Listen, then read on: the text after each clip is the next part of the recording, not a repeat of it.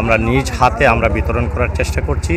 এবং প্রান্তিক মানুষ সহ শ্রমজীবী মানুষ এবং সাধারণ মানুষের হাতে নিজ হাতে তুলে দেওয়ার আমরা চেষ্টা করছি এবং আমরা মনে করি এবং বিশ্বাস করি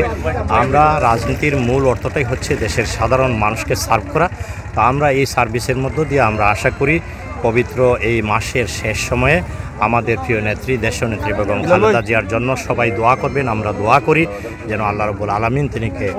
দ্রুত সময়ের মধ্যে সুস্থতা দান করেন এবং সে একই সাথে এই দেশের এই প্রান্তিক শ্রমজীবী ব্যবসায়ী সকল পর্যায়ের মানুষকে নিয়ে আমাদের নেতা জনাব তারেক রহমান সাহেব যে চিন্তা করছেন একটি সুখী সমৃদ্ধশালী নিরাপদ অর্থনৈতিকভাবে শক্তিশালী একটি রাষ্ট্র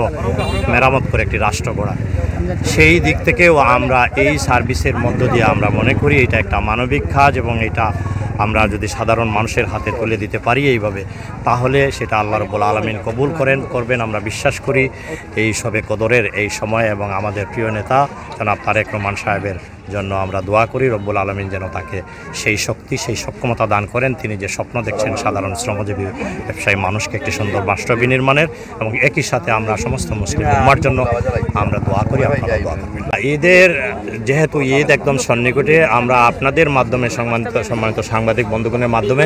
আমাদের প্রিয় নেত্রী দেশনেত্রী বেগম খালেদা জিয়া এবং তারেক রহমানের পক্ষ থেকে বিএনপি পরিবারের পক্ষ থেকে এবং আমার নিজের পক্ষ থেকে সবাইকে ঈদের মোবারকবাদ আগামীদের।